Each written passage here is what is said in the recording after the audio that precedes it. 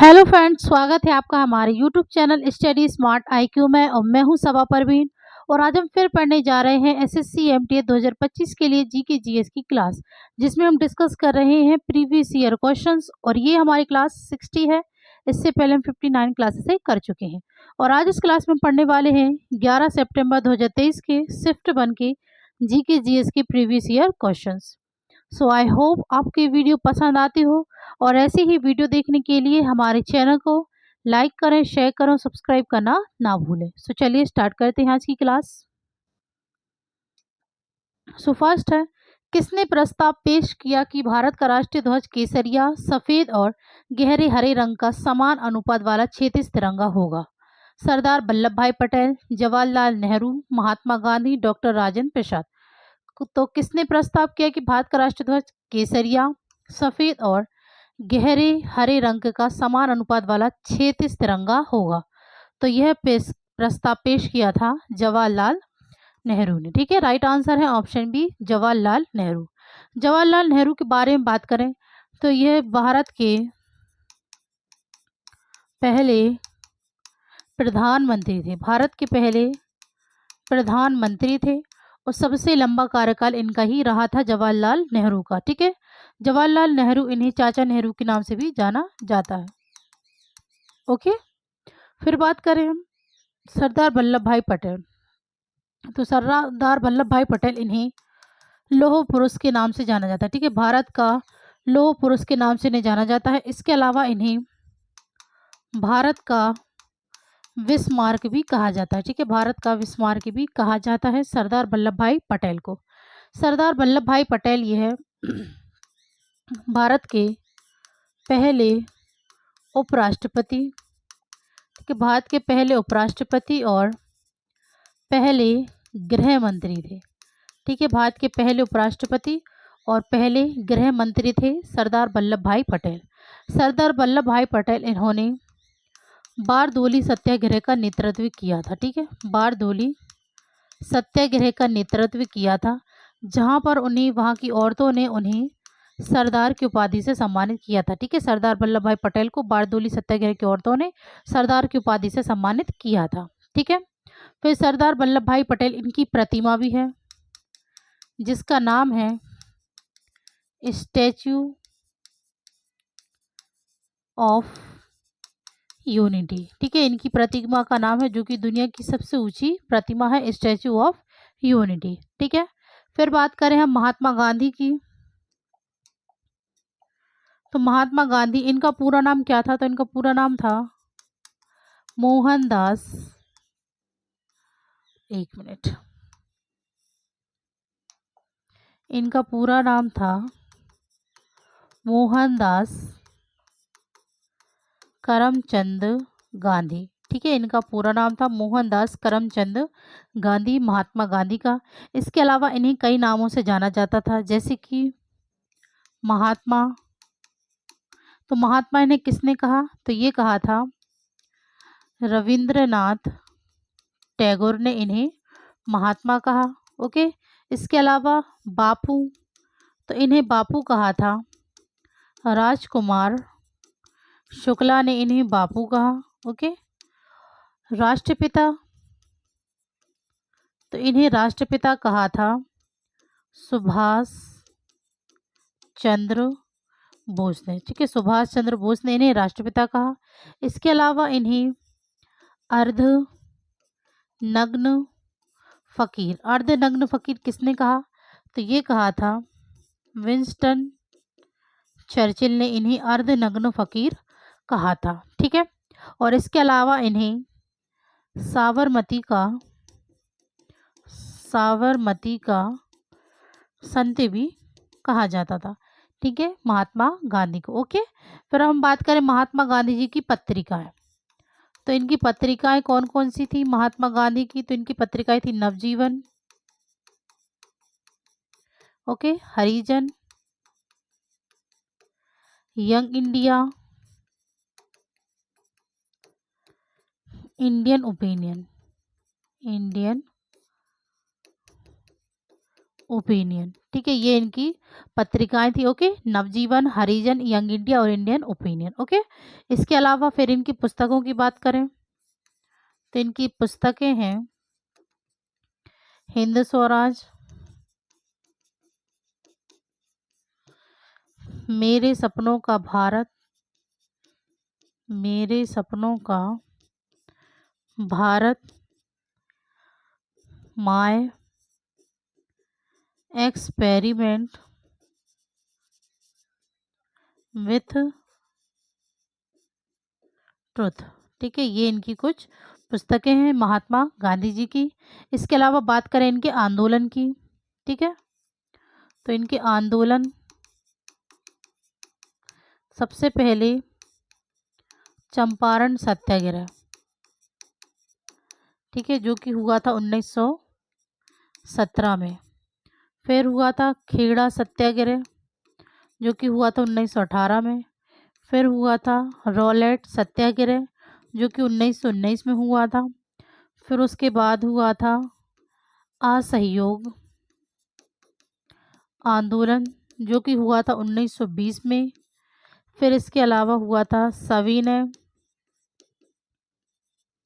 अवज्ञा आंदोलन जो कि हुआ था 1930 में।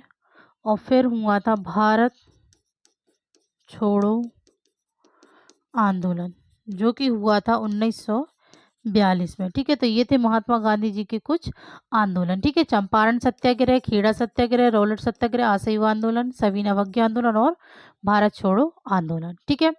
फिर महात्मा गांधी के राजनीतिक गुरु कौन थे? राजनीतिक गुरु, तो महात्मा गांधी के राजनीतिक गुरु थे गोपाल कृष्ण गोखले, ठीक है। ये महात्मा गांधी के राजनीतिक गुरु थे गोपाल कृष्ण गोखले। ओके, तो ये सारी डिटेल है महात्मा गांधी जी के बारे में और ये याद रखिएगा। फिर बात करते हैं हम डॉक्टर राजेंद्र प्रसाद की। तो डॉक्टर राजेंद्र प्रसाद यह भारत के पहले राष्ट्रपति थे, ठीक है, भारत के पहले राष्ट्रपति थे डॉक्टर राजेंद्र प्रसाद। ओके, चलिए आगे बढ़ते हैं। सो नेक्स्ट है 15 अगस्त 1947 को औपनिवेशिक शासन से भारत की स्वतंत्रता के समय निम्नलिखित में से कौन भारत का वायसराय था? Lord Wavell, Lord Willingdon, Lord Mountbatten और लॉर्ड लिनलिथगो। तो 15 अगस्त 1947 को औपनिवेशिक शासन से भारत की स्वतंत्रता के समय कौन भारत का वायसराय था? तो ये था Lord Mountbatten. Right answer option C, Lord Mountbatten, ठीक है। लॉर्ड माउंटबेटन यह अंतिम वायसराय, ठीक है, यह अंतिम वायसराय था और स्वतंत्र भारत का पहला गवर्नर जनरल था, ठीक है। लॉर्ड माउंटबेटन ये बात का अंतिम वायसराय और स्वतंत्र भारत का पहला गवर्नर जनरल था लॉर्ड माउंटबेटन, ठीक है। फिर बात करें लॉर्ड बेबल, तो यह भारत का वायसराय था। इसके कार्यकाल में क्या हुआ? तो इसके कार्यकाल में हुआ था बेबल योजना, बेबल योजना और शिमला सम्मेलन का आयोजन हुआ था, ठीक है। बेबल योजना और शिमला सम्मेलन का आयोजन हुआ था, ठीक है। और इसके ही कार्यकाल में कैबिनेट मिशन भारत आया था, ठीक है। कैबिनेट मिशन भारत आया था इसी के कार्यकाल में, ठीक है। फिर बात करें लॉर्ड बिलिंगडन, तो यह भारत का वायसराय था, ओके। और इसके कार्यकाल में द्वितीय और तृतीय गोलमेज सम्मेलन की शुरुआत हुई थी, ठीक है। द्वितीय और तृतीय गोलमेज सम्मेलन की शुरुआत हुई थी और इसी के कार्यकाल में पूना समझौते पर हस्ताक्षर हुए थे, ठीक है। पूना समझौते पर हस्ताक्षर हुए थे, ठीक है, लॉर्ड विलिंगडन के कार्यकाल में। फिर बात करें लॉर्ड लिनलिथगो, तो यह भारत का वायसराय था, ठीक है। और इसके कार्यकाल में क्या हुआ था? तो इसके कार्यकाल में फॉरवर्ड ब्लॉक की स्थापना हुई थी। ठीक है, फॉरवर्ड ब्लॉक की स्थापना हुई थी। क्रिप्स मिशन भारत आया और भारत छोड़ो आंदोलन की शुरुआत हुई थी। ठीक है, भारत छोड़ो आंदोलन की शुरुआत हुई थी। ठीक है, लॉर्ड लिनलिथगो के कार्यकाल में फॉरवर्ड ब्लॉक की स्थापना, क्रिप्स मिशन भारत आया और भारत छोड़ो आंदोलन की शुरुआत हुई थी। ओके, चलिए आगे बढ़ते हैं। नेक्स्ट है, निम्नलिखित में से कौन सिंधु घाटी स्थल अब पाकिस्तान में स्थित है? हड़प्पा, लोथल, आलमगीरपुर, कालीबंगा। तो सिंधु घाटी स्थल अब पाकिस्तान में स्थित है, तो ये है Harappa. Right answer option A Harappa. यह सिंधु घाटी स्थल अब पाकिस्तान में स्थित है। ठीक है, हड़प्पा की खोज किसने की थी? तो इसकी खोज की थी दयाराम साहनी ने। ठीक है, दयाराम साहनी ने 1921 में इसकी खोज की थी हड़प्पा की। हड़प्पा यह रावी नदी के तट पर स्थित है। ठीक है, रावी नदी के तट पर स्थित है, पाकिस्तान के पंजाब प्रांत में। हड़प्पा की खोज खुदाई में क्या मिला है? खुदाई में तो इसकी खुदाई मिली है तांबे की इक्का गाड़ी। ठीक है, तांबे की इक्का गाड़ी, मिट्टी के बर्तन, मिट्टी के बर्तन, गरुड़ की मूर्ति। ठीक है, गरुड़ की मूर्ति, ये चीज़ें मिली हैं इसकी खुदाई में। ठीक है, फिर बात करें लोथल की खोज किसने की थी? तो ये की थी S.R. राव ने। कब की थी? तो ये की थी 1954 में। लोथल और यह सिंधु सभ्यता का बंदरगाह शहर था। ठीक है, सिंधु सभ्यता का बंदरगाह शहर था। ठीक है, बंदरगाह था। ओके, फिर आलमगीरपुर की खोज किसने की? तो ये की थी यज्ञदत्त शर्मा ने। कब की थी? तो ये की थी 1958 में। कालीबंगा की खोज तो ये की थी अमलानंद घोष ने। कब की थी? तो ये की थी 1951 में। ओके, चलिए तो आगे बढ़ते हैं। नेक्स्ट है, भारत की निम्नलिखित प्रायद्वीपीय नदियों में से कौन सी पश्चिम की ओर बहने वाली नदी है? कावेरी, नर्मदा, गोदावरी, कृष्णा। तो भारत की प्रायद्वीपीय नदियों में से कौन सी पश्चिम की ओर बहने वाली नदी है? तो ये है नर्मदा नदी, पश्चिम की ओर बहने वाली नदी। नर्मदा नदी ये कहाँ से निकलती है? तो यह निकलती है मध्य प्रदेश के अमरकंटक पठार। ठीक है, मध्य प्रदेश के अनूपपुर जिले अमरकंटक पठार। ठीक है, मध्य प्रदेश के अनूपपुर जिले अमरकंटक पठार से यह निकलती है। ठीक है, अमरकंटक पठार से यह निकलती है नर्मदा नदी। फिर बात करें कावेरी नदी, तो यह निकलती है ताल कावेरी, ब्रह्मगिरी पहाड़ियाँ, ताल कावेरी, ब्रह्मगिरी पहाड़ियाँ, कोडागू जिला, कर्नाटक से यह निकलती है। ठीक है, फिर गोदावरी नदी, तो यह निकलती है त्र्यंबकेश्वर, नासिक, महाराष्ट्र से। ठीक है, त्र्यंबकेश्वर, नासिक, महाराष्ट्र से यह निकलती है गोदावरी नदी। कृष्णा नदी, तो यह निकलती है महाबलेश्वर, सतारा, महाराष्ट्र से यह निकलती है। ठीक है, महाबलेश्वर, सतारा, महाराष्ट्र से यह निकलती है कृष्णा नदी। ओके, चलिए आगे बढ़ते हैं। नेक्स्ट है, बचत खाते का उद्देश्य क्या है? बंधक ऋण प्राप्त करना, जमा पर ब्याज अर्जित करना, दैनिक लेन देन करना, ऑनलाइन बिल भुगतान।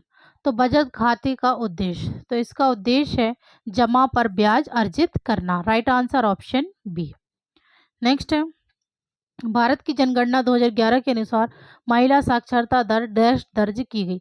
75.35%, 65.46%, 55.84% और 70.24%। तो भारत की जनगणना 2011 के अनुसार महिला साक्षरता दर दर्ज की गई है, तो ये की गई 65.46%। Right answer option B. Next है, निम्नलिखित में से कौन सी फसल काली मिट्टी के लिए सबसे उपयुक्त है? सोयाबीन, मक्का, कपास या जौ? तो कौन सी फसल काली मिट्टी के लिए सबसे उपयुक्त है? तो ये है कपास। Right answer option C. Next है, भारत में ओस, अमन और बोरो शब्द निम्नलिखित में से किस फसल से जुड़े हैं? ठीक है, गेहूं, चना, गन्ना, धान। तो भारत में ओस, अमन और बोरो शब्द यह किस फसल से जुड़े हैं? तो यह जुड़े हैं धान यानी कि चावल से। Right answer option D. Okay, next है, भारत के राष्ट्रपति ने 2023 में डैश के क्षेत्र में उनकी विशिष्ट सेवा के लिए गुरुचरण सिंह को पद्मश्री पुरस्कार से सम्मानित किया? Tennis, cricket, football, badminton. तो भारत के राष्ट्रपति ने 2023 में किस क्षेत्र में उनकी विशिष्ट सेवा के लिए गुरुचरण सिंह को पद्मश्री पुरस्कार से सम्मानित किया? तो ये किया था क्रिकेट के क्षेत्र में। Right answer option B. Okay, next है, निम्नलिखित में से किस राज्य में पहला जनजातीय खेल महोत्सव आयोजित किया गया था? उड़ीसा, छत्तीसगढ़, झारखंड या आंध्र प्रदेश? तो पहला जनजातीय खेल महोत्सव आयोजित किया गया था, तो ये किया गया था उड़ीसा में। Right answer option A. Next है, उस भारतीय गायक की पहचान कीजिए जिसने भारत के प्रथम प्रधानमंत्री पंडित जवाहरलाल नेहरू के सामने ए मेरे वतन के लोगों जरा आंखों में भर लो पानी गीत गाया था? लता मंगेशकर, मोहम्मद रफ़ी, मुकेश, आशा भोसले। तो उस भारतीय गायक की पहचान जिसने भारत के प्रथम प्रधानमंत्री पंडित जवाहरलाल नेहरू के सामने ए मेरे वतन के लोगों जरा आंखों में भर लो पानी गीत गाया था, तो ये गाया था लता मंगेशकर ने। Right answer option A. Okay, next है, भारत में कौन सी नियामक संस्था सूक्ष्म वित्त संस्थानों की देखरेख और विनियमन के लिए जिम्मेदार है?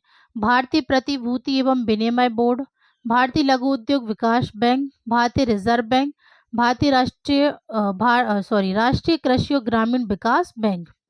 तो इनमें से कौन सी नियामक संस्था सूक्ष्म वित्त संस्थानों की देखरेख और विनियमन के लिए जिम्मेदार है? तो ये है भारतीय reserve bank. Right answer option C. Okay, next है, निम्नलिखित में से कौन सा संघ सरकार का विधायी अंग है? मंत्रिमंडल, सर्वोच्च न्यायालय, कार्यकारिणी या संसद? तो कौन सा संघ सरकार का विधायी अंग है? तो ये है संसद। राइट आंसर ऑप्शन डी, संसद। ओके, नेक्स्ट है, तेजी से हो रहे शहरीकरण के कारण मानव जीवन शैली में बहुत बदलाव आया है। ऐसी स्थिति में मोटापा एक बड़ी स्वास्थ्य समस्या है। निम्न में से कौन सा मोटापे का कारण है? तो इनमें से मोटापे का कारण कौन सा है? जल का अत्यधिक उपभोग, उच्च कैलोरी वाले खाद्य पदार्थों के अत्यधिक सेवन, प्रोटीन की कमी, नियमित आहार में विटामिन की कमी। तो इनमें से कौन सा मोटापे का कारण है? तो मोटापे का कारण है उच्च कैलोरी वाले खाद्य पदार्थों का अत्यधिक सेवन। ओके, नेक्स्ट है, 68वें फिल्म फेयर पुरस्कार 2023 में सर्वश्रेष्ठ पार्श्व गायक का पुरस्कार किसने जीता? मोहित चौहान, शान, अरिजीत सिंह, अमित मिश्रा। तो 68वें फिल्म फेयर पुरस्कार 2023 में सर्वश्रेष्ठ पार्श्व गायक पुरस्कार किसने जीता? तो ये जीता था अरिजीत सिंह ने। Right answer option C. Okay, चलिए नेक्स्ट है, श्री नारायण धर्म परिपालन योगम की स्थापना कहाँ हुई थी? तमिलनाडु, केरल, कर्नाटक या तेलंगाना? तो श्री नारायण धर्म परिपालन योगम की स्थापना ये हुई थी केरल में। Right answer option B, Kerala. Okay, next है, प्रसिद्ध कथक नर्तक पंडित बिरजू महाराज के शिष्य और भारतीय लेखा परीक्षा और लेखा सेवा के अधिकारी के रूप में कार्य करने वाले कौन हैं? सोनल मानसिंह, गुरु विपिन सिंह, शोभना नारायण या पद्मा सुब्रमण्यम? तो कौन है इनमें से? तो ये है शोभना नारायण। ठीक है, right answer option C. Next है, समा भाटी को निम्नलिखित में से किस नृत्य शैली में उनके योगदान के लिए संगीत नाटक अकेडमी पुरस्कार 2021 मिला? ठीक है, फरवरी 2023 में प्रदान किया गया। तो समा भाटी को, ठीक है, किस नृत्य शैली में उनके योगदान के लिए संगीत नाटक अकेडमी पुरस्कार 2021 मिला? मणिपुरी, कथक, भरतनाट्यम, मोहिनीअट्टम? तो ये इन्हें मिला है कथक नृत्य में। Right answer option B, Kathak. Kathak ये कहाँ का शास्त्रीय नृत्य है? तो कथक ये उत्तर प्रदेश का शास्त्रीय नृत्य है। मणिपुरी ये मणिपुर का शास्त्रीय नृत्य है। भरतनाट्यम यह तमिलनाडु का शास्त्रीय नृत्य है। मोहिनी अट्टम ये केरल का शास्त्रीय नृत्य है। इसके अलावा 4 और शास्त्रीय नृत्य हैं जो कि हैं कुचिपुड़ी, ठीक है, कुचिपुड़ी जो कि आंध्र प्रदेश का है, कथकली केरल का है, ओडिसी जो कि उड़ीसा का है, और सत्रिया जो कि असम का है। ठीक है, ये 8 शास्त्रीय नृत्य हैं संगीत नाटक अकेडमी के अनुसार। ओके, तो ये याद रखिएगा। आगे बढ़ते हैं। नेक्स्ट, अप्रैल 2023 में सात्विक साईराज रंकी रेड्डी और चिराग शेट्टी ने इतिहास रच दिया। बैडमिंटन एशियाई चैंपियनशिप में स्वर्ण पदक जीतने वाली पहली भारतीय पुरुष युगल जोड़ी बन गई। यह चैंपियनशिप कहाँ आयोजित की गई थी? सिंगापुर, दुबई, कतर या मलेशिया? तो यह चैंपियनशिप आयोजित की गई थी दुबई में। ठीक है, right answer option B Dubai. Okay, चलिए नेक्स्ट है, निम्नलिखित में से किस राज्य में कम से कम 2 लाख नए रोजगार के अवसर पैदा करने के उद्देश्य से एक समर्पित सेमीकंडक्टर नीति 2022-27 पेश की? आंध्र प्रदेश, महाराष्ट्र, गुजरात या केरल? तो किस राज्य में कम से कम 2 लाख नए रोजगार के अवसर पैदा करने के उद्देश्य से एक समर्पित सेमीकंडक्टर नीति 2022-27 पेश की है? तो ये की है गुजरात राज्य सरकार ने। Right answer option C Gujarat. Next, Bharatanatyam की शास्त्रीय नृत्य शैली डैश राज्य से संबंधित है? कर्नाटक, तमिलनाडु, असम, राजस्थान? तो भरतनाट्यम की शास्त्रीय नृत्य शैली यह किस राज्य से संबंधित है? तो यह संबंधित है तमिलनाडु से। Right answer option B. Next है, भारतीय संविधान के कौन से अनुच्छेद संघ और उसके क्षेत्र से संबंधित है? अनुच्छेद 5 से 11, अनुच्छेद 1 से 4, अनुच्छेद 12 से 35, अनुच्छेद 36 से 51? तो भारतीय संविधान कौन से अनुच्छेद संघ और उसके क्षेत्र से संबंधित है? तो ये है अनुच्छेद 1 से 4। Right answer option B. Okay, next है, the great Indian novel dash द्वारा रचित एक व्यंग उपन्यास है? सूर्यकांत त्रिपाठी, के आर नारायण, मुंशी प्रेमचंद या शशि थरूर? तो द ग्रेट इंडियन नॉवेल ये किसके द्वारा रचित एक व्यंग उपन्यास है? तो यह है शशि थरूर द्वारा रचित एक व्यंग उपन्यास है। ठीक है, फिर बात करें सूर्यकांत त्रिपाठी की उपन्यास, तो इनकी है अप्सरा और निरुपमा। ठीक है, के आर नारायण की तो इनकी है स्वामी और उनके दोस्त। ठीक है, उनके या उसके हैं स्वामी और उनके दोस्त, और है द गाइड। ठीक है, मुंशी प्रेमचंद्र की तो इनकी है गोदान और ईदगाह। ठीक है, यहाँ पे मैंने 2-2 बता दी है आपको इन लोगों की। ओके, चलिए आगे बढ़ते हैं। नेक्स्ट है, निम्नलिखित में से उपन्यास और उसके लेखक की सही जोड़ी पहचानी? 7 summers Mulk Raj Anand, the white tiger Kiran Desai, a suitable boy Amitabh Ghosh, the inheritance of loss Arvind Adiga? तो इनमें से किस उपन्यास और उसके लेखक की सही जोड़ी है? तो ये है 7 समर्स मुल्कराज आनंद की। Right answer option A. फिर बात करें द व्हाइट टाइगर, ये किसकी है? तो ये है अरविंद अडिगा की। और अ सूटेबल बॉय तो ये है विक्रम सेठ की। और द इनहेरिटेंस ऑफ लॉस तो ये है किरण देसाई की। ठीक है, और अमिताभ घोष की भी बात करें तो अमिताभ घोष की कौन सी उपन्यास? अमिताभ घोष का जो उपन्यास है वो है द शैडो लाइन्स। ओके, तो ये याद रखिएगा कि किसका उपन्यास और उसके लेखक कौन है। ठीक है, चलिए आगे बढ़ते हैं। नेक्स्ट है, वेल्डिंग में व्यापक रूप से उपयोग की जाने वाली एक हल्की वायवीय गंध वाली रंगहीन गैस एसिटिलीन का व्यवस्थित नाम क्या है? एथाइन, एथेनोइक एनहाइड्राइड, एजोइथेन या एथिल एसीटेट? तो एसिटिलीन का व्यवस्थित नाम क्या है? ठीक है, तो इसका व्यवस्थित नाम है ethyne. Right answer option A ethyne. Okay, तो ये थे आज के हमारे क्वेश्चंस। सो आई होप आपको ये वीडियो पसंद आई हो, और ऐसी ही वीडियो देखने के लिए हमारे चैनल को लाइक करें, शेयर करें, सब्सक्राइब करना ना भूलें।